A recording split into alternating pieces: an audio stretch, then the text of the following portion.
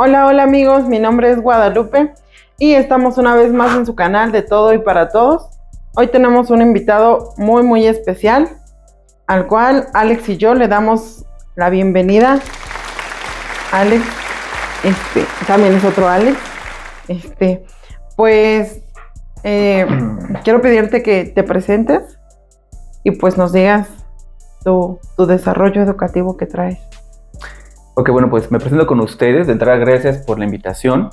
En lo personal, le platicaba a Guadalupe fuera de cámaras que este tipo de trabajos está bastante bien, partiendo de que pues el día de hoy hay mucho influencer y creador de contenido. No digo que esté mal, sin embargo, es importante en un momento histórico como en el que nos encontramos que también los aspectos educativos y científicos entren al kit, ¿no? Yo sé que me pidieron que me presentara, pero voy a empezar por aquí.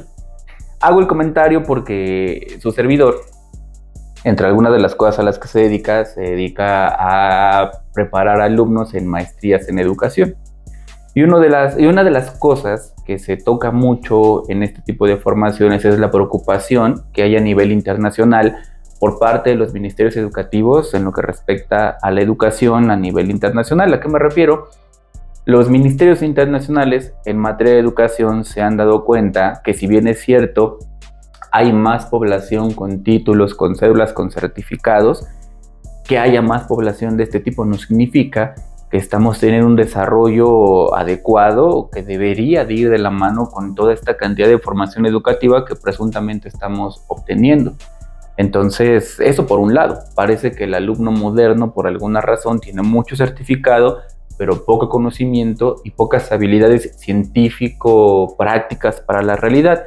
Y por el otro, otra parte importante de la población parece no estarse interesando en educarse, así que prospectivamente hablando, una de las cosas que le preocupa a los ministerios de la educación es que si esto sigue así, en el futuro o vamos a adolecer de profesionistas con formación o vamos a tener profesionistas con certificado pero con pocas capacidades para poder resolver los problemas a los que nos enfrentamos día a día. Y el día de hoy, dentro de las preocupaciones que hay en la Agenda 2030, pues preocupan cosas como el calentamiento global, como la pobreza, como la delincuencia y como muchos otros fenómenos que requieren, uno, de educación por parte de la gente para sumarse a los esfuerzos para disminuir estas problemáticas, y dos, de profesionistas bien formados que algún día tienen que ocupar esos lugares, ¿no? en los estados, en el gobierno, para participar de tomar decisiones importantes, ¿no? Y que estas decisiones pues puedan contribuir al mejoramiento de la calidad de vida. Entonces,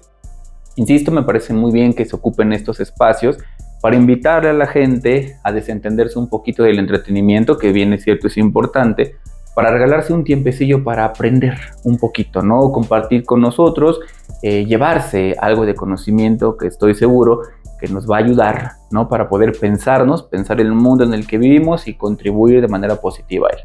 Ahora paso a la pregunta, ¿no? O a la petición. Su servidor, bueno, mi nombre es Alejandro Galicia, soy psicólogo de formación por parte de la Universidad Autónoma Metropolitana, Unidad Xochimilco, UAM Xochimilco por sus siglas. Cuento con una especialidad en criminalística de campo, cuento con una maestría en investigación criminal en ciencias forenses, todas estas con título y cédula. Cuento con 2 doctorados, uno en Derecho, uno en Ciencias Forenses. No me he titulado como tal de ellos, algún día les platicaré, si en el podcast se presta para eso, lo haremos. Y bueno, esa como parte de mi formación formal, certificada. Fuera de ello, he recibido capacitaciones a nivel diplomatura en terapia cognitivo-conductual, esto ya es específicamente de la psicología, y en mi educación no formal e informal he tenido el tiempo, el gusto, el agrado de participar de proyectos de formación criminológica, criminalística de campo y de educación. En términos generales, ese es como mi currículum breve, así que es un gustazo estar con ustedes. Paso las preguntas a Guadalupe. Y eso que dice que es el breve. Ya con eso tenemos, pues realmente contigo creo que los temas son extensos. Hay demasiado, no es que haya tela de donde cortar, hay una tienda inmensa de donde podemos cortar, pero ahorita primero que nada nos vamos a basar un poquito en lo que es la psicología. Si nos puedes decir qué es la psicología. Ok, bueno, tenemos un pequeño problema con la psicología, voy a hacer el señalamiento porque muy posiblemente tengamos el gusto o lo tendremos a posterioridad de que este video sea visto por personas que forman parte del área psicológica. Entonces, muy posiblemente las definiciones que yo voy a dar quizás le generen ruido a los profesionistas, pero quiero que se entienda que la intención de la información que vamos a brindar el día de hoy no es para formar profesionistas, sino es para compartir con la gente que no conoce del tema un poquito de lo que hacemos y las controversias que ello implica. Bueno, en términos generales, la psicología se define como aquella ciencia que estudia, esto va a depender del enfoque psicológico, que estudia la conducta de las personas, el pensamiento, el alma, el espíritu o la psique. El día de hoy existe por ahí una lucha que están haciendo los psicólogos basados en evidencias que insisten en que la psicología solo debe de estudiar cosas comprobables, específicamente la conducta, sobre todo. Sin embargo, hay otras áreas psicológicas que incluyen la psique, el espíritu o el alma, porque si bien es cierto, la psique, el espíritu y el alma no son cosas que tengan una forma, un color, un tamaño, como lo esperarían las psicologías basadas en evidencias.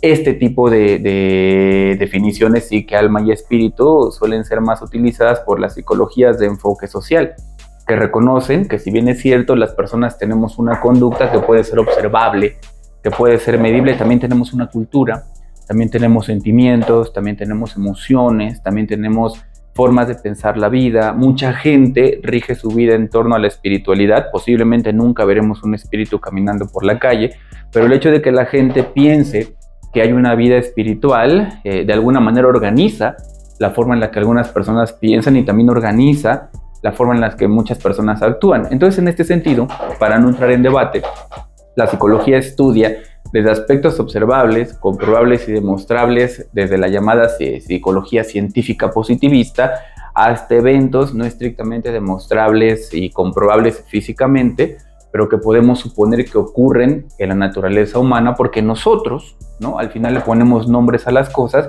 y esos nombres que le damos a las cosas orientan nuestra conducta. Así que la psicología es vasta, no solo se dedica a la terapia, ¿no?, a ayudarle a las personas en el consultorio, también hay psicología educativa, que es utilizar este conocimiento psicológico de la conducta, el pensamiento, la psique y el alma con fines educativos, es decir, no tanto para que el alumno aprenda a sacar buenas calificaciones, que sí hay psicologías que se encargan de eso, sino para que el alumno se forme como futuro ciudadano. Entonces, en este sentido, la psicología contribuye, por ejemplo, con las escuelas para que estas personas adquieran lo que el día de hoy le llamamos competencias, para que más adelante, cuando se integren al mundo, tengan conductas, valores, enfoques que les permitan, ¿no?, integrarse de forma saludable y contribuir al mejoramiento de la calidad de vida. También tenemos, por ejemplo, psicologías de tipo forense. En la psicología forense, el psicólogo lo que hace es una evaluación de las personas que se encuentran atravesando por una situación jurídica. Evaluamos a la víctima o evaluamos al victimario y en función de ello contribuimos a la administración o impartición de justicia, es decir, le damos una herramienta al juez para que él determine si dicha persona cometió el delito y si lo cometió, qué sanción se le va a dar. Si hay una víctima, ¿no?, el psicólogo contribuye para identificar o para mostrar evidencias de que efectivamente la persona fue o no fue víctima, y si lo fue, cómo le vamos a reparar el daño.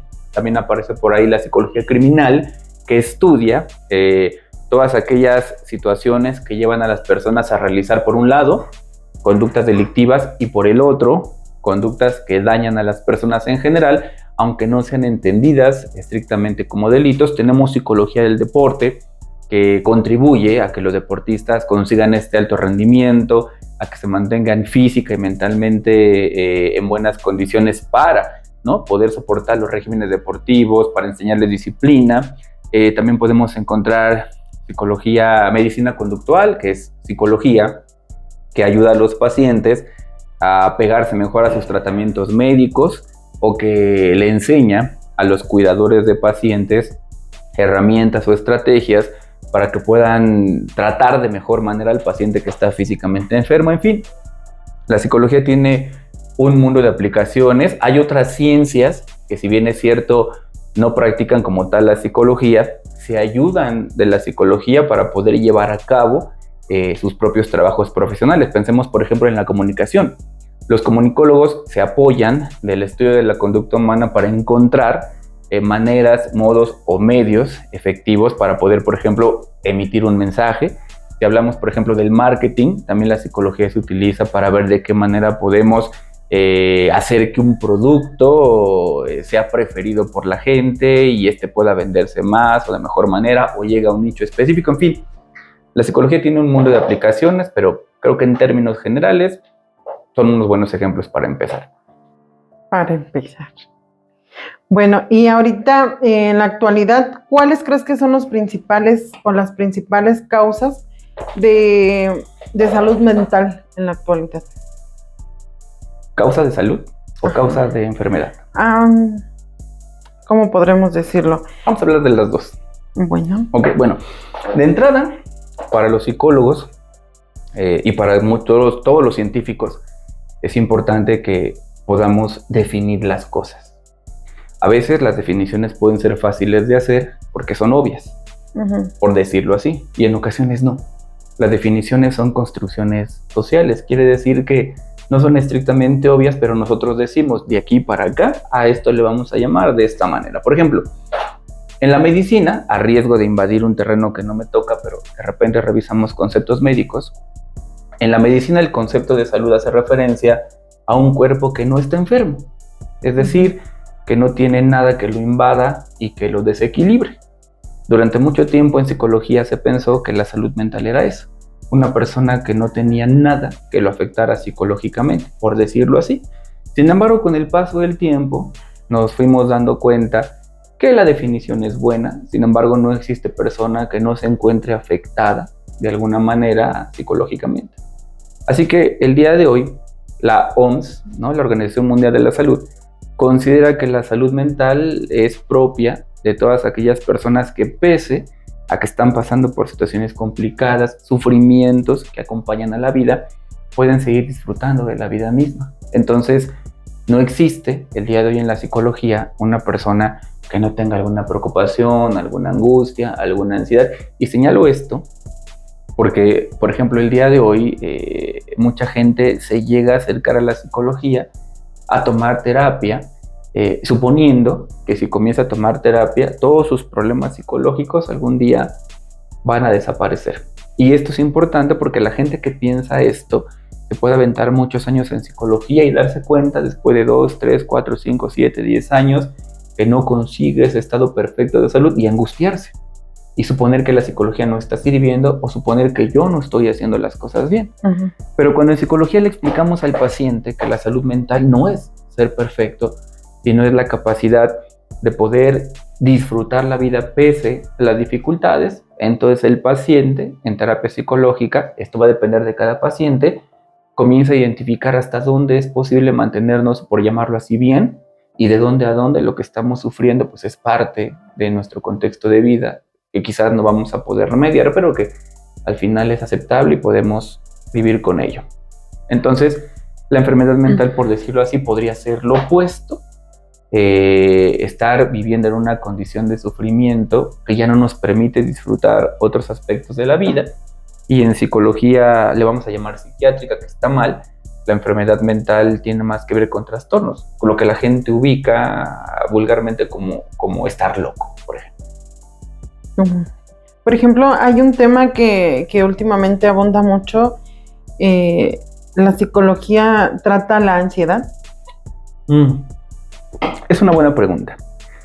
Vuelvo a repetir, allá del otro lado de la cámara posiblemente tenemos psicólogos de diferentes formaciones que quizás no estén de acuerdo con lo que voy a decir, pero si eso sucede, pues los invito a subirse al escenario para que también nos compartan lo que ustedes ven, como lo ven. Repito, esta plática es para la gente en general.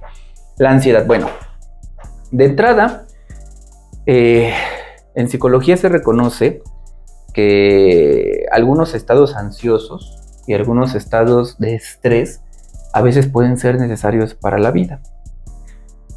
Me refiero a que difícilmente vamos a vivir en un mundo en el que no nos preocupe el futuro, ¿no? Y en términos vulgares, una ansiedad se caracteriza porque tenemos una preocupación por algo que creemos que puede pasar. Entonces, ciertos estados ansiosos nos permiten preocuparnos por cosas como, ¿y qué tal que encuentro cerrado el mercado?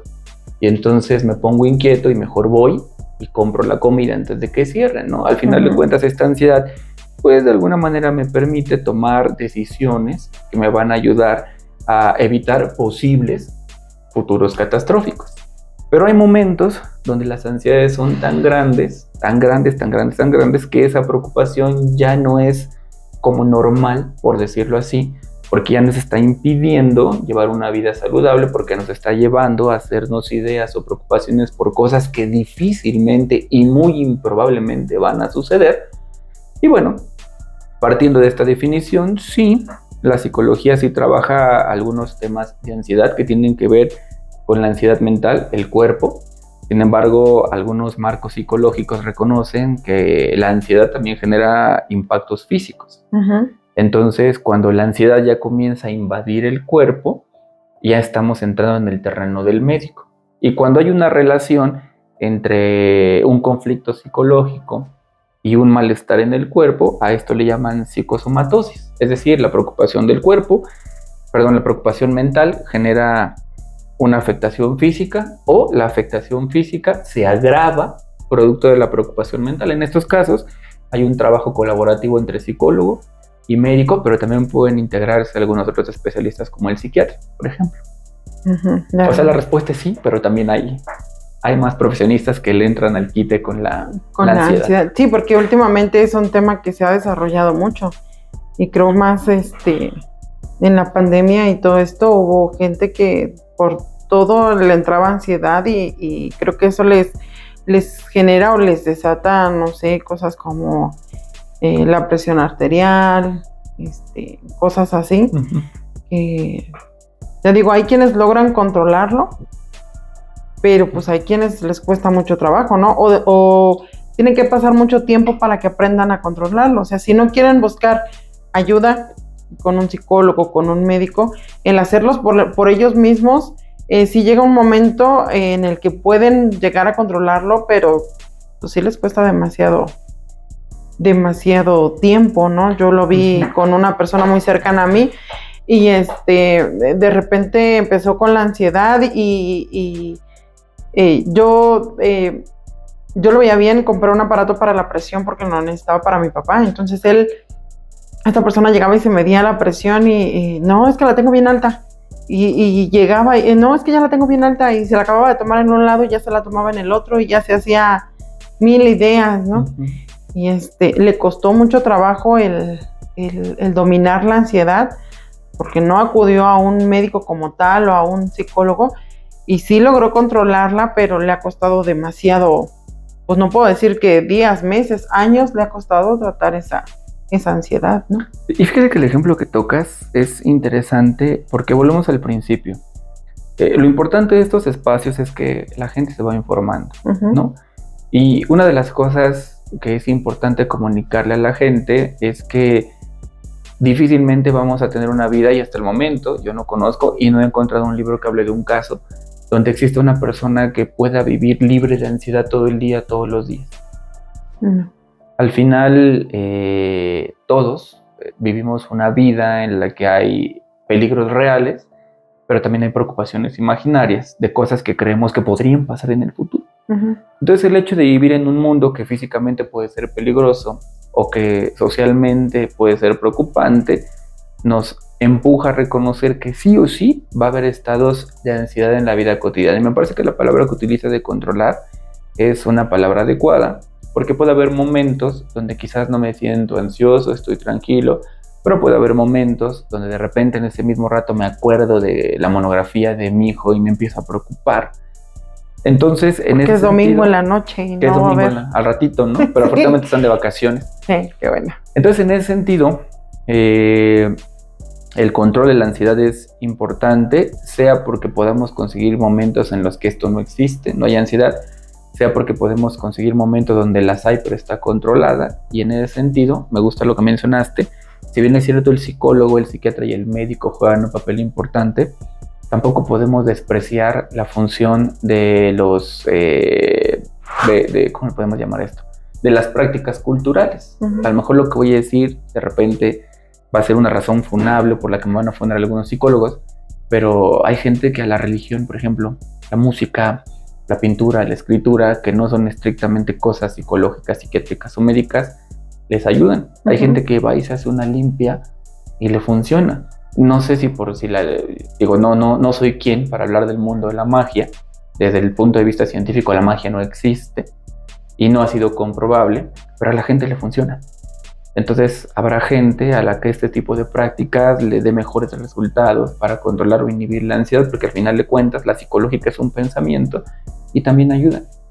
Entonces hay muchos psicólogos que respetan que las personas tienen creencias, que practican alguna religión, no evidentemente con apego a la ética, porque si se trata de una religión o una práctica cultural donde hay que sacrificar a un sujeto, pues a lo mejor ahí no, pero en los aspectos en la medida de lo posible ético de la conducta humana, el mismo psicólogo que valida la cultura y la costumbre del paciente se apoya de lo que el paciente es para el tratamiento de las ansiedades y también es válido.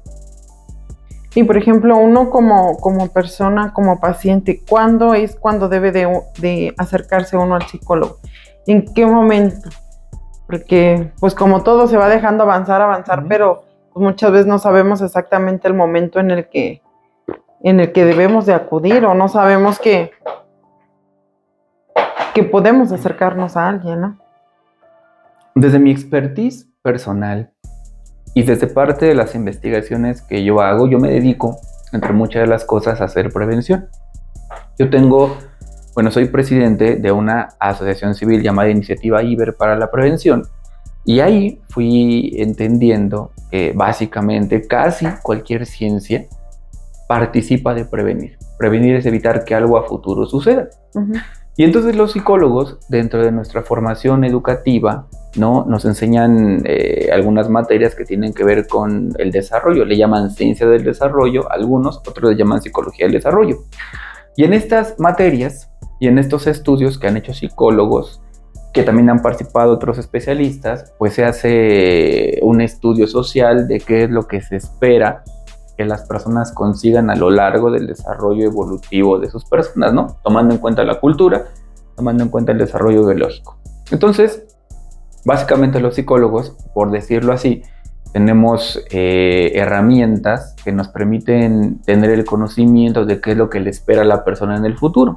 A partir de aquí, la psicología preventiva dice, no es necesario que el paciente tenga que enfermar mentalmente. La psicología preventiva, como la medicina preventiva, consiste en que en cualquier momento del camino nosotros nos podamos acercar a la psicología para revisar si no tenemos algo de lo que nos tendríamos que preocupar en el futuro, es decir, no está ocurriendo ahorita, pero conociendo cómo se están gestando las cosas, podemos intervenirlo desde ahorita para que más adelante, si ocurre, nos afecte menos, o en el mejor de los casos, no ocurra.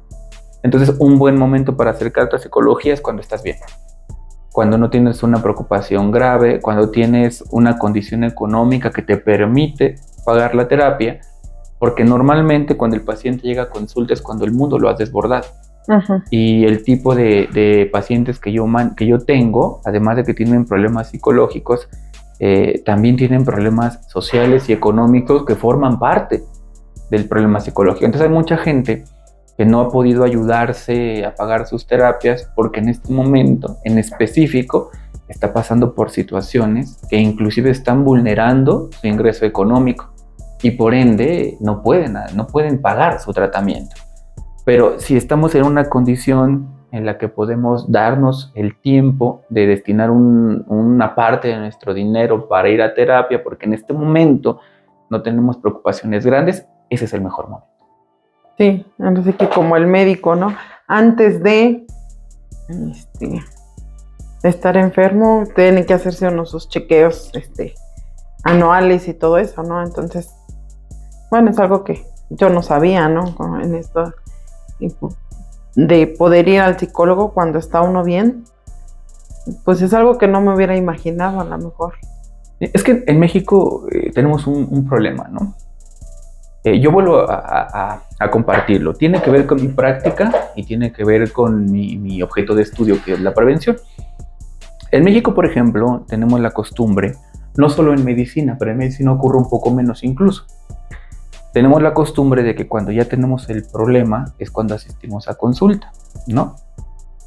Pero en las ciencias médicas y en la parte médica de la psicología, porque la psicología no es como tal una medicina, pero toma algunas cosas de la medicina, muchos pacientes en Latinoamérica, México en específico, van a consulta, vamos a hablar de la médica, van a consulta médica, pensemos en un caso común, el médico te revisa, dice efectivamente, estás enfermo porque le vas a la médica, y entonces te voy a dar una receta, ¿no? Y te da tu receta y abajo de la receta te dice, después de 15 días vienes otra vez, ¿no? Para que cuando tú vengas podamos saber si no queda por ahí algún resquicio de la enfermedad para darte un tratamiento complementario o darte indicaciones para que te estabilices. Lo que significa que tú vas al médico cuando estás enfermo. El tratamiento te hace sentirte bien. Sí. Pero si tú llegas al tratamiento después de sentirte bien otra vez a medicina, entonces podemos elevar tu calidad de vida, de estar bien a estar mejor. Pero en México la gente dice, pues ya, ni siquiera terminan los tratamientos médicos, ¿no? ¿Para qué me compro otra caja de pastillas si nada más me queda un día y ya no me siento, ¿no?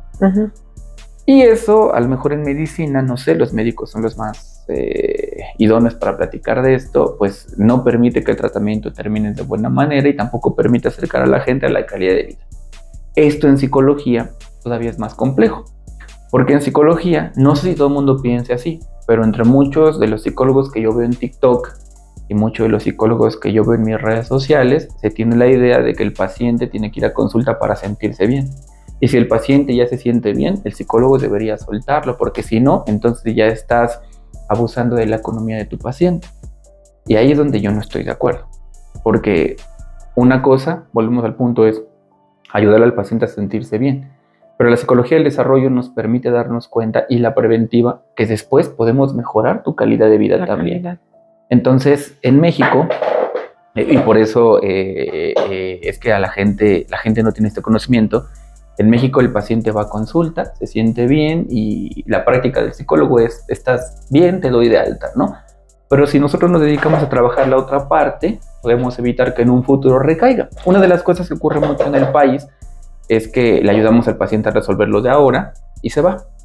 Después empieza a tener otra vez un problema y posiblemente regresa. Y repetimos la dinámica de estar mal a estar bien. Pero esa razón por la que él viene a consulta posiblemente pudo haberse prevenido si nos hubiéramos tomado unos tiempecitos más para trabajar la problemática. Entonces regresamos al principio, ya estás bien. Y en ese estar bien es cuando podemos aprovechar para prepararnos para cualquier cosa del futuro que en la medida de lo posible sea prevenible, para que más adelante, si regresas, no recibas un tratamiento tan extenso o en el mejor de los casos, no regreses. Éticamente hablando, se dice que un tratamiento psicológico, podemos estar de acuerdo o no, exitoso, es aquel en la que el paciente deja de necesitar del psicólogo.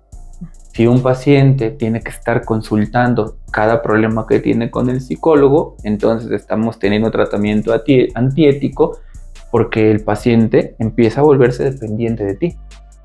Y el objetivo de ello, en psicología, o en muchos de los marcos que yo he leído y en muchos de los autores y en mucha de la formación que he recibido de mis profesores, se señala que el trabajo del psicólogo es ayudar al paciente a reconocer sus herramientas o a desarrollar herramientas que le permitan enfrentarse a la vida, para que si más adelante hay una situación problemática, ya tenga herramientas y no tenga que volver a ti si de plano no lo necesita. Exacto. Salvo por cuestión preventiva. Y por ejemplo, tú como psicólogo, ¿qué tipo de pacientes son los que más te llegan? Ay, es una pregunta interesante porque depende. Actualmente los pacientes que más me llegan suelen ser mujeres, si hablamos de género, ¿no? Y la razón por la que vienen a terapia casi siempre tiene que ver con problemas de amor o sentimiento de fracaso. Pero si hablamos de la línea de trastornos mentales o de problemas psicológicos que tienen un nombre médico, por llamarlo así, un nombre clínico, lo que más me llega son problemas de ansiedad, me llegan problemas de depresión, me llegan tendencias suicidas. principalmente. Y por ejemplo, con estas medidas de prevención que dices, se podrían evitar muchos suicidios, me imagino. Y mucho agravamiento de malestares psicológicos también. Sí. Así es. Sí, porque, pues sí, pero si lo hiciéramos como realmente dicen los médicos, ¿verdad? Y por ejemplo, platicábamos hace ratito, ¿qué opinas tú de la generación de cristal? Vamos a entrar a terreno funable otra vez. Perdón. Tenemos opiniones encontradas, pero aquí es importante señalar dos cosas. Uno, los profesionistas no dejamos de ser seres humanos. Uh-huh. Y como seres humanos somos hijos de un contexto histórico. Es decir, además de que tenemos un cuerpo que de alguna manera responde igual que los cuerpos de muchas personas, ¿no? Pensemos en una situación estándar, vemos, escuchamos, hablamos, etc. Vivimos en situaciones sociales diferentes que nos hacen vivir cosas diferentes. Entonces, cuando tocamos terrenos como el rollo de la generación de cristal, nos enfrentamos a dos cosas. Uno, como seres humanos nosotros vemos la vida también desde nuestra propia experiencia. Y dos, el estudio científico. Por tanto, lo que voy a decir a continuación, uno, tiene que ver con lo que yo sé de psicología y no lo sé todo en el mundo, es grandísima la psicología, pero también tiene que ver con lo que yo he vivido y tiene que ver con lo que he visto en mis pacientes. Entonces, de la generación de cristal, a mí me parece que la sociedad moderna, sobre todo la juventud, y creo que ya empieza a disminuir el problema, sí es muy endeble, muy frágil, ¿no? Frente a situaciones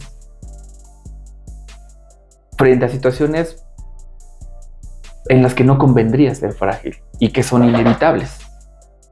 Pero también creo que tienen razón en muchas cosas. Voy a poner ejemplos. Situaciones inevitables. En la maestría en educación, ¿no? Yo tengo alumnos que son maestros de diferentes niveles escolares. Y entonces puedo más o menos conocer en palabra de ellos, sus contextos de ellos, cómo está el niño de kinder, el de primaria, el de seco, el de prepa, en mi caso universidad, maestría, ¿no? Y más o menos entender cómo una cosa nos lleva a otra. Entonces, por ejemplo, la psicología, repito, estudia el comportamiento y hay psicología educativa.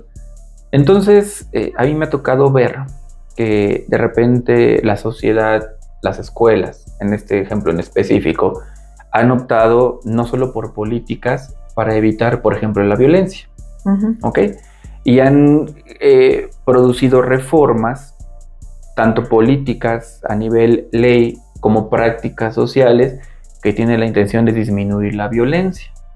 Pero hay un punto en el que creo que se confunde la lucha contra la violencia con la disciplina. Porque, por ejemplo, yo llegué a escuchar reformas como no califiques con rojo al alumno porque lo violentas, ¿no? No le pongas 0 porque lo violentas, no lo regañes porque lo violentas, no lo repruebes porque lo violentas, ¿no? Porque queremos niños saludables. Yo entiendo, porque yo formé parte de esas ideologías en su momento, entiendo que nosotros, ya más adultos, vivimos un momento histórico en el que sí nos tocó sufrir prácticas educativas que sí eran bien pasadas de lanza, ¿no? Ahí sí. Me tocaron los jalones de patillas, me tocó, no a mí ya directamente, pero sí me tocó que de repente a los compañeros los ponían frente al grupo, le bajaban el pantalón, les daban reglazos, ¿no? O con el borrador, ¿no? Que eran prácticas pues pedagógicas, o yo no sé si pedagógicas, pero que se utilizaban con frecuencia antes. En ese sentido, pues uno, aunque era niño, estaba consciente que por cuestión de cultura, por formación, que había castigos que eran justos, pero otros que no. Pero de repente, por ejemplo, vamos a la otra parte, de acuerdo a los estudios pedagógicos de aquellos ayeres, pues había prácticas educativas que implicaban que el alumno se frustrara, ¿no? Entonces tú llegabas con el maestro y entregabas tu trabajo y tu maestro te decía 6 y te la devolvía. Entonces, obvio que frustra, porque si tú no estás acostumbrado a hacer la tarea, pues la tarea que haces te queda bien fea. Y es normal que saques 6 y la frustración te empujaba a ti, uno, a odiar al maestro, ¿no? En primera. O al padre de familia o a quien te frustrara, lo odiabas. Y hacías berrinche, pataleta y llorabas y al final de cuentas tenías la necesidad de experimentar una emoción. Bueno, la frustración no es una emoción, pero vamos a ponerlo así. Tenías que experimentar tus emociones, ¿no? De coraje, de enojo, de ira.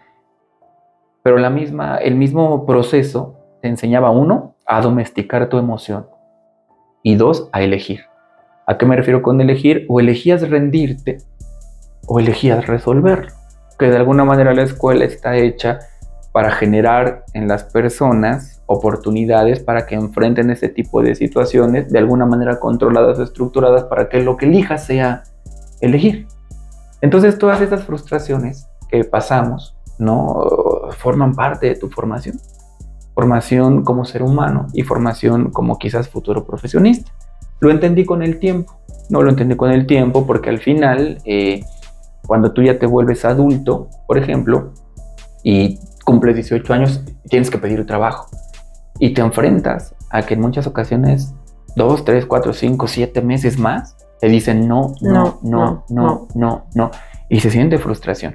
Y fue cuando entendí que todas esas frustraciones que no eran violencias, porque no había golpes de por medio, porque no había humillaciones, porque simplemente ocurrían cosas que se podían resolver y que requerían de mí desarrollar habilidades, desarrollar capacidades para poder sacarlas adelante porque sí eran resolvibles, ¿no? A lo mejor si yo me hubiera dado cuenta que nadie las resuelve, diría, pues oye, no es violento.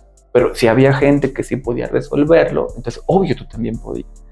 Entonces fue cuando entendí que todos esos momentos de frustración que yo pasé cuando me formaba como alumno, quitando las violencias de por medio porque no están bien, me dieron la fortaleza suficiente como para no rendirme. O sea, me afectaba que me dijeran que no. Me afectaba que me corrieran del trabajo. Me afectaba que me regañaran en la chamba. Me afectaba pagar las consecuencias de cuando yo hacía algo mal o lo hacía irresponsablemente. Pero eso, pues al final me permitió gradualmente hacer las cosas mejor y ser menos irresponsable. Hoy soy irresponsable, pero ya es por elección, ¿no? Entonces, en este sentido, me parece que las generaciones actuales, muchas, adolecen de esta habilidad para aprender a controlar las emociones que mal llamadamente les decimos negativas, pero que son necesarias. Entonces, en ese sentido, sí me ha tocado ver generaciones, no puedo decir que todos, no que se entienda que no digo que todos, al final venimos de contextos diferentes, pero sí me ha tocado ver generaciones que se frustran rápido por cosas que, como yo las veo, son pequeñas, ¿no? Que tienen solución, y esa frustración los lleva a rendirse, los lleva a las drogas, los lleva a enfermarse y los lleva a verse vulnerados por la vida. En ese sentido, sí creo que hay cristalización de la generación. Y, por ejemplo, ¿tú nos podrías contar de algún caso que hayas tenido y que digas, esto se podía haber resuelto así y diríamos coloquialmente, ¿no? Se ahogó en un vaso de agua, ¿no? ¿Qué tan grave quieres el caso? Vamos a hablar desde el más simple hasta el más complejo. Ok, el más simple. Voy a hablar de lo que yo veo y de lo que a mí me preocupa. La educación. Yo veo alumnos, en mi generación, por ejemplo, cuando terminábamos la preparatoria, seguía la universidad y no había universidades particulares. Entonces era el momento de tomar una decisión. O hasta ahí llegaba tu formación y te metías a estudiar, o te empeñabas. Perdón, llegaba tu formación hasta ahí y te metías a trabajar, o te empeñabas en seguir estudiando. Entonces me tocó formar parte de la gente que tuvo que hacer su examen más de una vez. Yo me aventé 3 años intentando el examen, ¿no? La frustración, el enojo. Yo también, como los chavitos que salen, ¿no? Salí a las calles a decir, es que la UNAM vende lugares, ¿no? Hoy digo, qué oso. Porque a final de cuentas, sí se podía. O sea, me tocó esforzarme, ¿no? A mí, yo salí de la prepa con la idea de que yo era un superalumno. Voy a citar el ejemplo porque esto forma parte de la cristalización. Sí.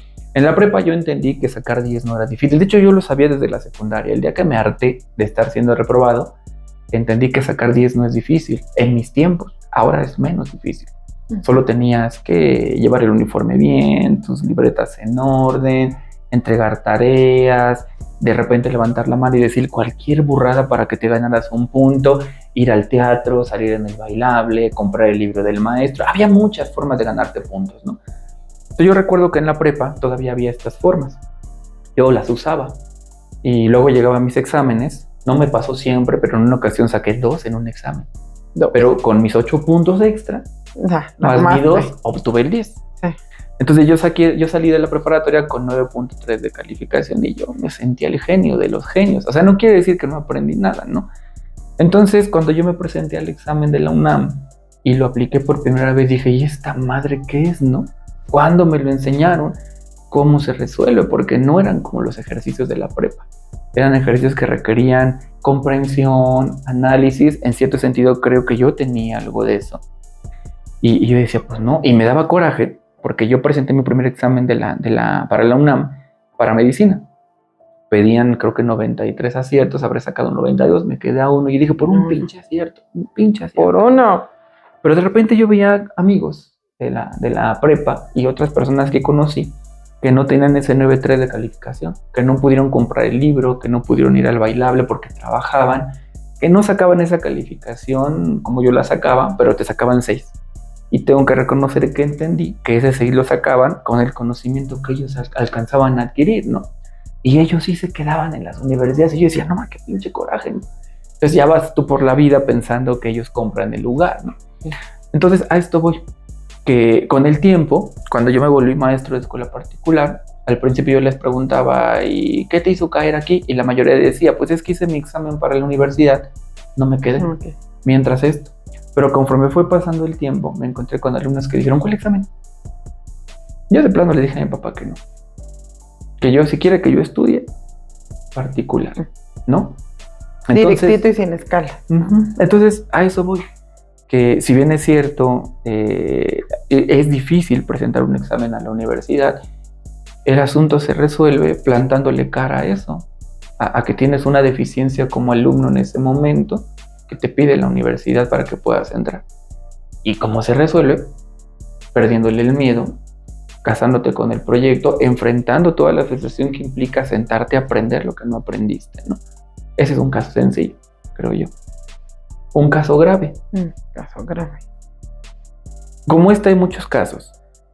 Pensemos, por ejemplo, y no digo que sea la única explicación, y espero que por esto no nos vayan a bajar el video del YouTube, ¿no? Pero los feminicidios, por ejemplo, ¿no? De repente lo que nosotros vemos cuando escuchamos algunas historias de feminicidios es que se le culpa al morro porque el morro es intenso, ¿no?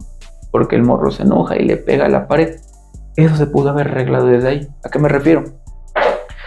Me ha tocado a mí, por ejemplo, ver alumnos. Desde que tú los ves, notas que están sobreprotegidos y notas que ese alumno va a ser un problema para ti. Porque si tú no le das la calificación que te pide, te arma un desmadre. A ti, a la escuela, y luego sus papás van a hablar con la universidad porque ¿por qué a mi hijo le dejan mucha atrás? Señora, pues viene a la escuela, hágame el chingado favor, ¿no? Entonces, ese alumno que se enoja porque de repente un día le dijiste, te voy a calificar de esta manera, y al otro le dijiste algo diferente, te arman un desmadre, ¿no? Y yo le digo a mis alumnos, mira, es que tú haces un berrinche innecesario porque cuando tú te metes a trabajar, eso te va a pasar con tu jefe. Y no es que tu jefe sea indeciso, es que tu jefe trabaja en una empresa que hoy necesita esto, pero si hoy algo cambia, va a necesitar otra cosa. Entonces lo que yo te estoy haciendo, no voy a negar que quizás fue irresponsable de mi parte, pero es algo que te va a pasar ahí, ¿no? Entonces vamos al caso grave. Yo los veo y desde que los veo pienso, este cuate va a ser un problema, ¿no? Y de repente se hacen de sus novias en las universidades y la novia encantada porque el chico la trata maravilloso. Pero yo normalmente pienso, no digo que siempre acierto, pero de repente digo, en cuanto la chica le diga que no a algo, se va a armar el desmadre. Y no te equivocas. En muchas ocasiones, no estar habituado a recibir un no y no haberte enojado antes, no haberte frustrado antes, pues no te brindó la experiencia de aprender a domesticar tu emoción, aprender a contenerla. Cuando eres niño y estás enojado, es un berrinche, una pataleta y no es tan peligroso. Pero si no aprendiste a controlar eso y te volviste adulto, las pataletas y el berrinche de un adulto ya son más peligrosos. Entonces, algunos de los casos de violencia que hay en la sociedad moderna vienen de ahí. De el no haber aprendido a bueno, de no haber tenido las experiencias necesarias de sufrimiento, no digo violencia, de sufrimiento que la misma vida te impone para fortalecerte como persona, y al no haber estas habilidades de adulto, cuando las experimentas son nuevas para ti y te vuelves un peligro. No quiere decir que esto sea la única explicación, pero si nos vamos a las cifras de la violencia en México y en el mundo, estaba yo revisando que el porcentaje más alto de violencia que se vive en México, de los delitos por violencia que se cometen en México, son hechos por personas normales, no por el narco, no por delincuentes, por personas normales que en algún momento del camino algo sucede, que tuvieron la incapacidad para poder controlar sus emociones y pasan al acto, ¿no? Y en la televisión hemos visto muchos. De repente hay una marcha y alguien en su carro no tolera que haya una marcha y les echa encima el carro, ¿no? No es que esa persona es una delincuente, es que algo está pasando, posiblemente llegó al límite y por eso explotó, o muy posiblemente no es que llegó al límite, es que no está acostumbrada a la frustración, que bien se pudo haber arreglado desde ahí. Y son ejemplos más o menos de ese tipo, de esa naturaleza. Repito, no estoy diciendo que sean universales, porque de repente la gente, sobre todo los psicólogos que escuchan ese tipo de cosas, nada más escuchan lo que quieren escuchar, por eso hubo el señalamiento de que no es una explicación universal. A final de cuentas, la psicología estudia caso por caso, pero intentamos crear explicaciones generales para facilitarnos la comprensión del mundo. Y por ejemplo, del lado psicológico, ¿tú crees que un criminal nace o se hace? Mira, esa pregunta es una buena pregunta y me gusta que la hagan, porque ya hace mucho tiempo que se resolvió que ni una ni otra, estrictamente hablando. Bueno, más bien se hace más que nacer. Se hace más que nacer. En las teorías psicológicas, y hasta donde nos consta el día de hoy, nosotros como seres humanos nacemos con todas las posibilidades de conducta humana. Uh-huh. Es decir, nada nos impide ser buenos o ser malos, según lo entienda la sociedad. Nada nos lo impide, nada. Entonces nuestro cuerpo tiene la capacidad de apretar un objeto. Y ese apretar un objeto puede servir tanto para tomar tu taza de café como para apretar el cuello a alguien. Para eso estamos hechos biológicamente, no para apretar el cuello de alguien, ¿no? Sino para hacer esta presión. Uh-huh. Y va a depender de cómo se van combinando elementos que una persona pueda convertirse en un delincuente o no. En psicología se habla de predisponentes. Predisponente quiere decir que hay gente que tiene más probabilidad que otra de llegar a la conducta delictiva, más esto no lo convierte en delincuente. Voy a poner ejemplos tontos. De repente, por ejemplo, podemos encontrar que a lo mejor hay una persona que neurológicamente hablando, a nivel cerebral, tiene alguna disfunción, y que esa disfunción casualmente coincide con aquellas áreas del cerebro que controlan la conducta humana, ¿no? Y al haber una disfunción en ese cerebro, hay más probabilidad de que esta persona pierda el control sobre su conducta. Más eso no implica que la va a perder, pero tiene más probabilidad, lo que significa que esta persona con la disfunción cerebral frente a otra que no lo tiene, si viven en un contexto en el que ambos se encuentran presionados por la economía, por la sociedad, por la cultura, por la educación, es más probable que el que tiene la afectación cerebral pase al acto, cometa el delito, que el que no la tiene. Más ambos tienen la posibilidad de cometerlo. Entonces, esta pregunta es fundamental porque nos lleva a la charlatanería psicológica. Existe por ahí en psicología, bueno, no en psicología, existe un personaje público, popular, que a mucha gente le gusta, posiblemente, que invitan mucho a la televisión, que se llama Marifer Centeno. La Marifer Centeno de repente se avienta a las chulas y dice cosas como: si tú escribes así, eres de esta manera. Si tú escribes así, eres de esta otra manera. Si tú usas el color morado, significa lo otro, ¿no? El problema con lo que ella dice es que suponemos que ya nacimos para eso. Que si tú tienes una postura física de este tipo, entonces así es y así vas a ser siempre. El riesgo de este tipo de difusión psicológica irresponsable es que esto fortalece lo que el día de hoy llamamos la red flag. En las redes sociales, de repente puedes encontrar publicaciones, vete a saber quién chingados las hace, que dicen cosas como: si tú observas estas cinco cosas en fulano de tal, aléjate porque es narcisista, ¿no? Ajá. Entonces suponemos que una persona que tiene estas características es esto y que siempre lo va a hacer. Entonces el tema con si la persona es delincuente o no lo es, viene de aquí. Si la persona nace siendo delincuente, la psicología no tendría sentido. Porque entonces no podrías cambiar a alguien o no podrías contribuir en cambiar a alguien que ya nació para ser malo. Y si nos vamos a la religión, la cosa sería más interesante.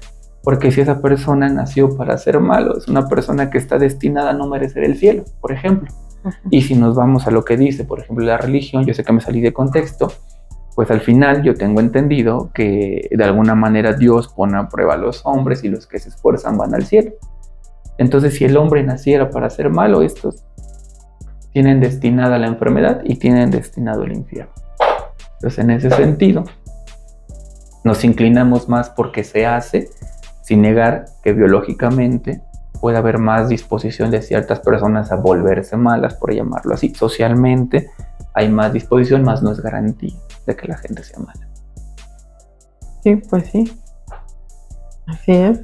Y por ejemplo, tú como psicólogo, ¿te cargas de los problemas de los demás o...?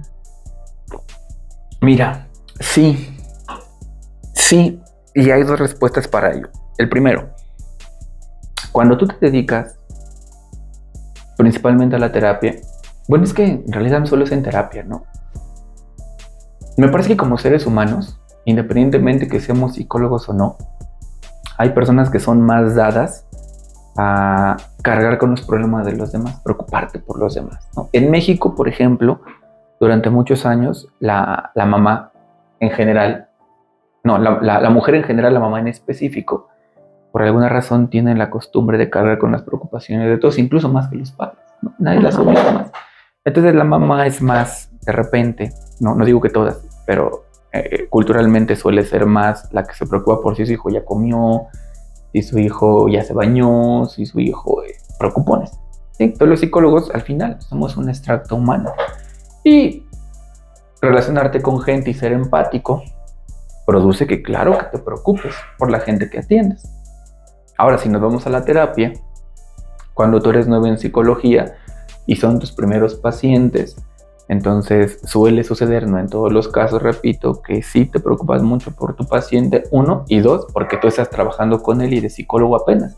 Entonces, si tu paciente no mejora, la preocupación es, ¿lo estaré haciendo bien? A lo mejor soy mal psicólogo, ¿no? Entonces te preocupas por él porque también te preocupas, porque tú lo estés haciendo bien.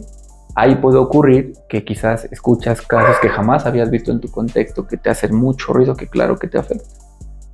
Con el paso del tiempo vas aprendiendo a despejarte un poquito de esa responsabilidad y además tomas terapia, porque tu otro psicólogo, si está bien formado, pues también te auxilia a que tú te liberes de ello, a que tú identifiques si lo que el paciente está diciendo no está afectando tu vida personal, y entonces nos ayudamos unos a otros. Un psicólogo te ayuda a ti, tú ayudas a tu paciente, pero a tu psicólogo seguro lo ayuda a otro psicólogo, ¿no?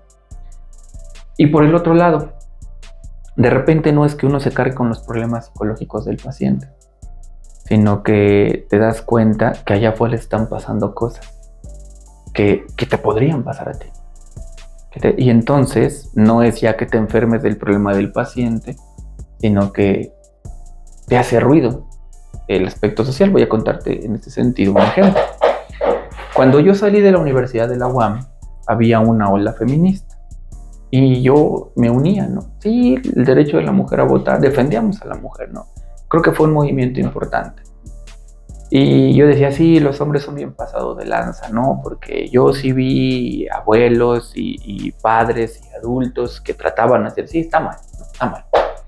Y entonces yo me casé con él, vamos a echarle ganas para que la mujer tenga derechos. Y en ese entonces yo salí de la universidad. Mi novia, ella consigue trabajo en una institución de gobierno sin documentos todavía, yo no.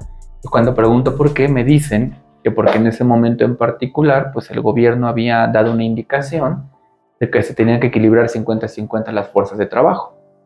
Y yo dije, va, ¿no? Está bien, si es por eso, está bien. Pero cuando comencé a ser terapeuta, ¿no? Con el paso del tiempo yo tenía pacientes mujeres. Y de repente ellas contaban cosas que yo decía, no manches, también son bien malditas, igual que uno, ¿no? O sea, no hay diferencia. Me tocó mujeres que decían cosas como, la verdad, yo sí lo denuncié, porque estoy enojada de que me dejó por otra. ¿no? Y si lo meten al bote, mejor, se lo merece.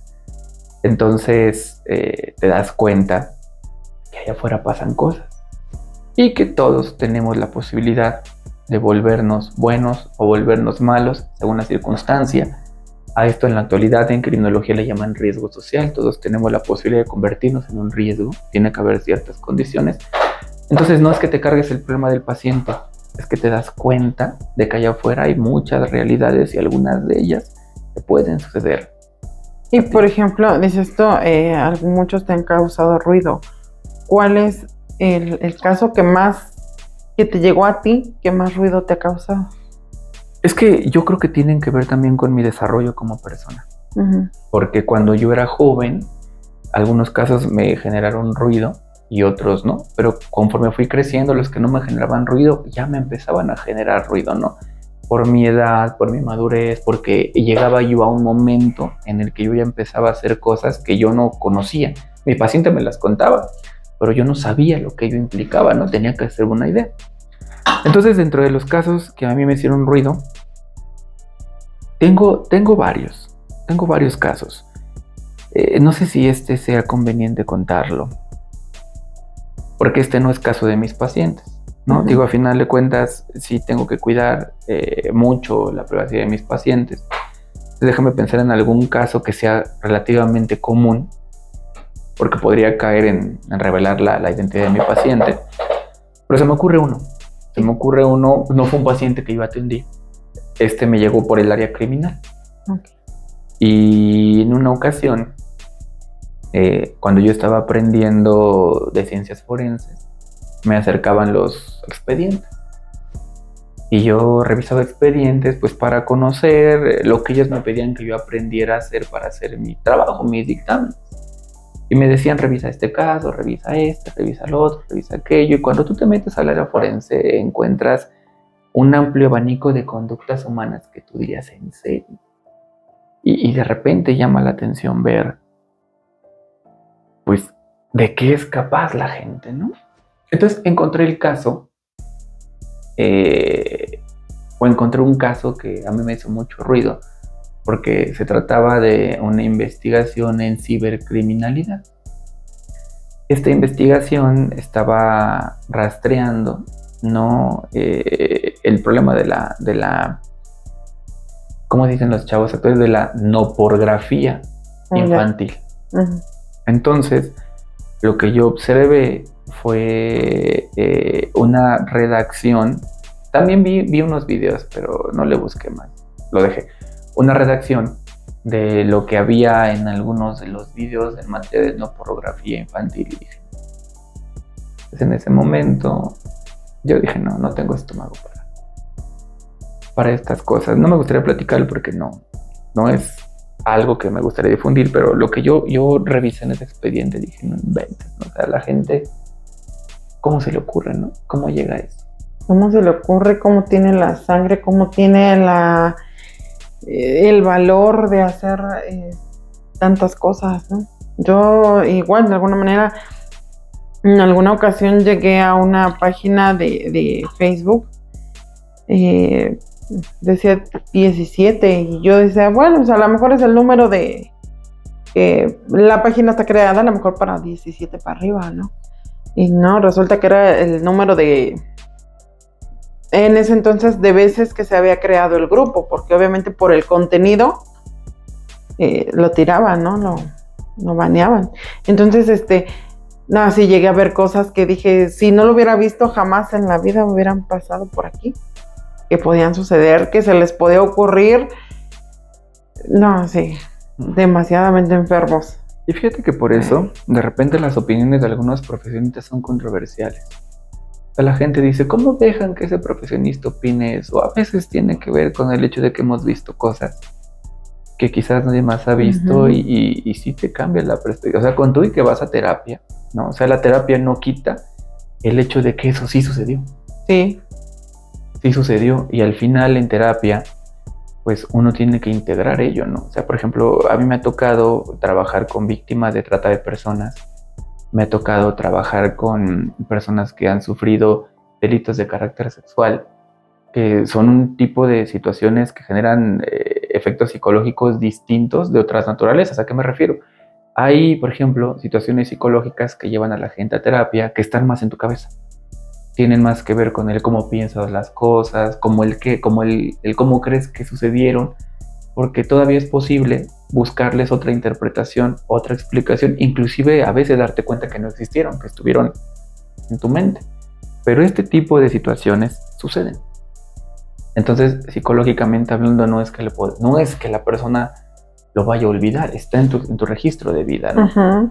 Y en ese sentido, la terapia pues suele ayudar a la persona como a perderle un poco el miedo a la vida, a volverse a integrar a la vida, consciente de que eso puede pasar, pero que no te está pasando ahorita. Lo que no significa que no va a pasar a alguien más o que estés exento.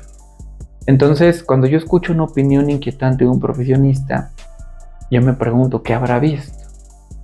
Porque no es solo opinión. Algo sucede a veces que te cambia la perspectiva. Y yo he notado cómo mi perspectiva como persona, este ejemplo que te puse, ¿no? De decir pobres mujeres, ¿no? A pensar hijas de la... También hay unas bien condenadotas, ¿no? Sí o sí te empujan a... Porque no es que el paciente te dijese, es que creo que pasó, ¿no? Un paciente que te dice, es que lo hice. O un paciente que te dice, es que tengo a alguien que me denunció por esto que yo no he hecho, ¿no? Entonces, el área forense a mí me ha llevado a conocer casos complejos, ¿no? Yo le digo a mis alumnos, mira, tú y yo aquí nos podemos deshacer en opiniones de si estamos de acuerdo o no con las cosas de allá afuera, pero te juro que hay cosas que te van a superar porque son complejas, ¿no? Que son más delicadas. Por ejemplo, en el área forense, lo que hace el científico forense, sea psicólogo, criminólogo, criminalista, médico, es darle al juez herramientas para que él dictamine si algo sucedió o no sucedió y dictamine sentencia. En este sentido, una mala práctica profesional puede costarle a la víctima la no reparación del daño. Pensemos, por ejemplo, no conozco el caso, pero hace poco salió la noticia de que el gobierno, creo que fue de Oaxaca, no sé, exonera a quien le había echado ácido a una chica saxofonista, ¿no? Sí. Y uno dirá, es que corrupción, a veces no es corrupción. A veces tiene que ver con la falta de pericia de los abogados, de los peritos que están hechos para defender, ¿no? En el mundo moderno se habla de juicio oral, lo que significa que es más complicado corromperte. Antes, en el viejo sistema de justicia penal, que era inquisitorio, bastaba con que el delincuente firmara una confesión y era culpable. Por eso es que se reprodujeron muchas prácticas de tortura, ¿no? Los tehuacanazos, porque bastaba con conseguir una confesión firmada. Y todo lo que dijera el abogado y todo lo que dijeran los especialistas, al final no importaba porque él se había echado la culpa. Pero hoy en los juicios orales, tú puedes decir, yo fui. Te detienen, pero las mismas leyes están hechas para que tú ¿cómo se dice? No declares en tu propia contra. Las mismas leyes dirán, ok, tú te estás echando la culpa, pero necesitamos evidencia. Vamos a ver. Y comienzan a solicitar a los especialistas para que investiguen el hecho, ¿no? Entonces, en este sentido, a veces los fallos de injusticia suelen estar compuestos de la falta de pericia del profesionista. Entonces, a esto vamos. No recuerdo que estamos hablando, pero ya vamos aquí. Entonces, a esto vamos, ¿no? Que en el área forense yo le digo a mis alumnos, miren, a lo mejor en clínica, a lo mejor lo que voy a decir está mal, pero en clínica hacemos una evaluación del paciente. Si no es un caso grave, tú haces una evaluación, das una sugerencia, el paciente empieza a cambiar su vida, posiblemente no le funciona, regresa y tienes el chance pues de volver a evaluar, volver a estructurar, ¿no? Pero en el área forense haces un dictamen y si se dicta sentencia y no fue un buen dictamen, entonces y arruinas la vida de alguien. Entonces repito, regresando al principio, la profesión te cambia cuando observas todo ese tipo de cosas que están de repente fuera de tu control, que forman parte de la sociedad, que allá afuera están sucediendo, de las que posiblemente no te hubieras enterado si no te hubieras dedicado a esto. Entonces, en ese sentido, si te quedas con lo que ves en tu trabajo, sí te cambia. Pues, regresando a la pregunta, suele suceder que si te cargas con lo del paciente, para eso vas a terapia, para descargarlo, pero también te quedas con la conciencia de que en el mundo están pasando cosas y aunque lo descargas en terapia, insisto, no puedes negar que están pasando porque ya las conoces. Sí, ya las viviste, ya las viste, ya. Entonces sí, es que, bueno, ustedes también como psicólogos también van con su psicólogo. Algunos, porque también la parte económica se lo impide a mucha gente siendo psicólogo. ¿Es caro el asistir con un psicólogo? Es más complicado que ser caro. Actualmente, afortunadamente, hay psicología barata, ¿no? Y me refiero al precio, no a la calidad, porque puede haber psicología cara, pero de mala calidad. Entonces, en ocasiones no es el precio de la consulta, ¿no? A veces yo he tenido pacientes que me pagan 50 pesos. La consulta ya no ocurre como antes, ¿no? Pero si le sumamos que esa persona tiene otros gastos, porque tiene que comer, pagar renta, etcétera, lo que llega a ser cara una consulta, independientemente del precio, también es que la gente tenga la capacidad económica. Y muchos psicólogos, por ejemplo, difícilmente viven de la terapia. Entonces se tienen que dedicar a otras cosas. Voy a platicar de un tema personal. Mi ingreso principal no es la terapia, ¿no? Pero ya es una parte fuerte. Pero cuando yo empecé como psicólogo, yo era voluntario de un DIF. Ya tenía título, tenía cédula, no conseguía trabajo. Y en un DIF me dijeron, pues hay voluntariado. Pues todo sea por seguir aprendiendo. Me pagaban 500 pesos a la quincena. 500 a la quincena. Entonces, 500 pesos que... Ni lo de los pasajes. Tenía que irme caminando. Entonces a esto voy, ¿no? Yo trabajé en un centro de atención a la mujer maltratada, que sin querer fue mi primer contacto con lo forense y escuchabas una de cosas, pero no había para pagar terapia. Cuando yo fui por primera vez a terapia, vine aquí a Nesa y la consulta psicológica me costaba 400 pesos. En aquel entonces yo ya tenía un sueldo un poco más decente. Estaba yo ganando alrededor como de 8,000 pesos al mes, más o menos. Y uno diría, bueno, pues 400 pesos no es mucho, ¿no? Si lo multiplicamos por el mes son 1,200. Pero si le poníamos de por medio las comidas, los pasajes, yo trabajaba de maestro y en muchas pinches escuelas ni marcadores te dan. Entonces, hay que comprar material. Entonces al final, a mí me llegó momentos en los que me sobraban en la semana 1,000 pesos. Y yo tenía que decir, meto 400 en mi consulta o ocupo estos 1,000 pesos para lo que necesito. Ropa o incluso un lujo, ¿no? Habrá gente que llegues que gastas en lujos, pero son importantes. Sí. Agarrar tu dinero para irte al cine, aunque no te deje aparentemente nada, de alguna manera te hace sentir que tu dinero pues te está llevando a algún lugar, ¿no? Entonces, mucha gente no paga la terapia, incluyendo los psicólogos, porque el ingreso económico o pagarla te descompensa económicamente para lo básico, pero también económicamente para los lujos, y los lujos, aunque repito, digamos que son innecesarios para vivir y son importantes para no sentirte mal, porque si tú trabajas un mes, por ejemplo, y de repente no te compras un azulito, una michelada, una tele, entonces empiezas a sentir el peso del, pues, ¿qué estoy haciendo con mi vida, no? Sí. Es complicado, pero sí, se supone que deberíamos ir a terapia. Se supone.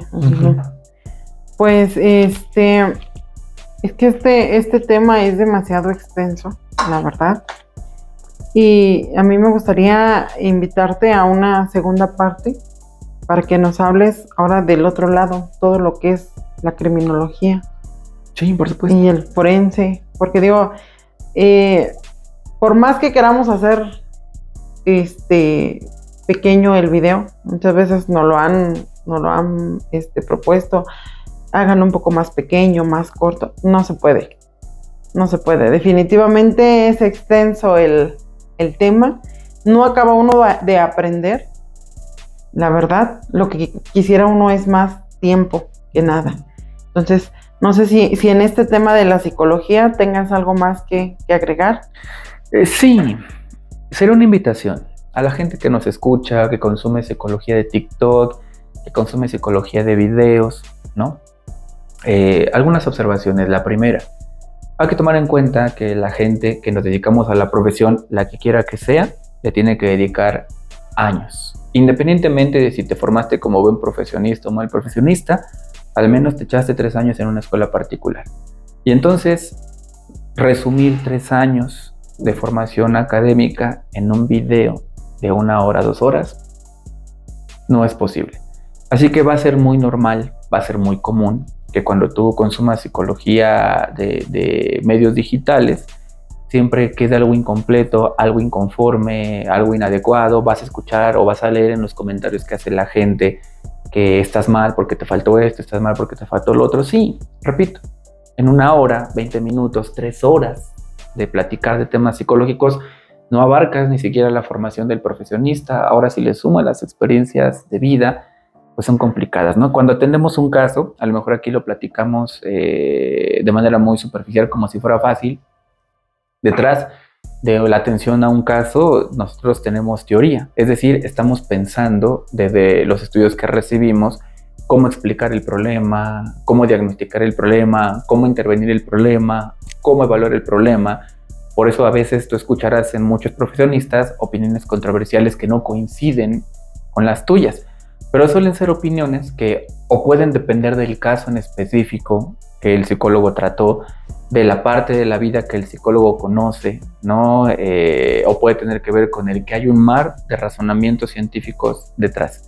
Entonces, en ese sentido, te invito a que cada vez que tú escuches a un profesionista hablar en los medios digitales, sí apréndele, está padre, pero siempre pon sobre la mesa la duda. ¿Qué más hay detrás de ello? ¿No? Porque aunque somos científicos, la ciencia no es perfecta. Me voy a disculpar por lo que digo y no es por ofender a nadie, ¿no? Sé que de repente hemos metido a la religión y eso va a generar controversia, pero no es que uno esté peleado con la religión. Pero la ciencia y la religión son diferentes en muchos sentidos. El primero, que por ejemplo pensemos en la Biblia. Aunque ha tenido modificaciones, la Biblia sigue repitiendo el mismo discurso desde hace un montón de años. Y difícilmente la Biblia reconoce que se equivoca, ¿no? Y en el caso de la ciencia hoy descubre algo, pero seguimos investigando y mañana vamos a darnos cuenta que lo que hoy descubrimos quizás ya no es. O quizás era incompleto y hay que hacerlo crecer. Así que tú vas a escuchar opiniones diferentes, vas a escuchar versiones distintas de una sola cosa. No es que exista estrictamente quién tiene toda la razón, quién no la tiene, sino que la mayoría de los profesionistas tienen un poco de razón o mucha razón al respecto, más no la tienen toda. Entonces, psicólogos, habemos de diferentes formaciones, de diferentes corrientes, es decir, trabajamos distinto, pensamos distinto. No esperes encontrar al psicólogo que tenga la verdad absoluta. Al final, repito, la ciencia crece, la ciencia se mejora, así que insisto, te invito a que si tú eres consumidor de canales de este tipo, donde aprendes cosas científicas, estate consciente de que hay un mar de información detrás que ni el profesionista mismo conoce a veces, porque el mundo científico es grande y hay mucha información que seguramente te va a ir descubriendo con el paso del tiempo. Y te invito a que sigas con los canales, haz preguntas. Estos espacios donde tienes profesionistas que son invitados son buenos para que tú conozcas, para que tú aprendas, para que tú te quites inquietudes. Y por último, si algún día tienes acceso a una transmisión sobre psicología de la salud y hablamos de problemas psicológicos, quiero que entiendas que la información que se emite en un canal como este no es una consulta psicológica. Si tú necesitas atención psicológica, acércate al profesionista de confianza y no tomes lo que aquí se señala como la solución a tus problemas. Son recomendaciones, son sugerencias, mas no son terapias. Siempre es bueno asistir al que sabe. Y por último, si vas a terapia psicológica, tienes todo el derecho y debes hacerlo de preguntarle a tu psicólogo cuál es su cédula profesional e investígalo. Porque actualmente hay muchas personas que se dedican a practicar no solo la psicología, que se dedican a practicar muchas otras ciencias que nunca tuvieron una formación al respecto, ¿no? En mi caso, yo no soy criminólogo de formación. No vas a encontrar una cédula profesional en criminología de mi parte, pero yo me he dedicado por años a formar criminólogos y he hecho trabajos de intervención criminológica desde la psicología, evidentemente, que los puedo respaldar desde ahí, solo me falta la cédula, pero bueno, tema de que podemos platicar en otro momento, y esas serían mis indicaciones y mis invitaciones. Síguenos acompañando en estos canales y pues mi parte sería todo. ¿Quieres dejarnos tus redes sociales? ¿Dónde te pueden seguir, por favor? Me pueden encontrar en internet, tengo ahí varias páginas. Si buscan mi perfil personal, me encuentran como Alex Galicia, pero les advierto que no tiene nada que ver con lo profesional. Soy más de memes, mi humor de repente es negro. Si a mí me hubieran invitado a la casa de los famosos, me hubieran funado igual que Adrián Marcelo probablemente, porque no dejo de ser un ser humano al que le gusta el humor, ¿no? Yo entiendo que el humor el día de hoy es delicado porque todos nos ofendemos de todo, pero quiero que entendamos que también si nos enganchamos con esas cosas, pues al final, al que le hacemos principalmente daño es a nosotros por estar enojados por algo que ni tiene que ver con nosotros, ¿no? Pero si hablamos de redes profesionales, vas a encontrarme como psicólogo, SIC, Alejandro López Galicia, en Facebook es una página. Tengo una asociación civil, también tenemos página en Face, una se llama Iniciativa IberAC, donde compartimos educación para la prevención en términos generales. La otra se llama Iniciativa Iber Educación Continua, donde ofrecemos cursos, talleres, conferencias de diferentes profesionistas para el público que esté interesado. En TikTok me encuentras como Batibandidoc, o me encuentras como Alejandro Galicia, o me encuentras como Iniciativa Iber, 3 canales diferentes que difunden información diferente. En Instagram creo que me encuentras como Kasha Malaria, y donde me encuentras. Con mucho gusto puedes mandarme un mensaje, tardo en contestar porque tengo algo de trabajo, pero ahí estamos al pendiente. Normalmente difundimos información de este tipo, salvo en mis canales personales, ahí son opiniones y memes. ¿Quieres conocer más sobre el aspecto profesional? Iniciativa Iber y psicólogo Alejandro López Galicia. Sería eso. Sí, pues te damos las gracias, tanto Alex como yo, te damos las gracias por haberte tomado tu tiempo, por estar aquí con nosotros, por compartirnos todo tu conocimiento. Muchísimas gracias y amigos, los invitamos a suscribirse al canal, por favor, es muy importante para nosotros que se suscriban, que le den like y ¿algo más que agregar? Y que compartan. Compartan, por favor, es muy importante. Alguien necesita esta información, ¿sí? Pues hasta luego, nos vemos en el siguiente capítulo. Bye bye. Hasta la próxima.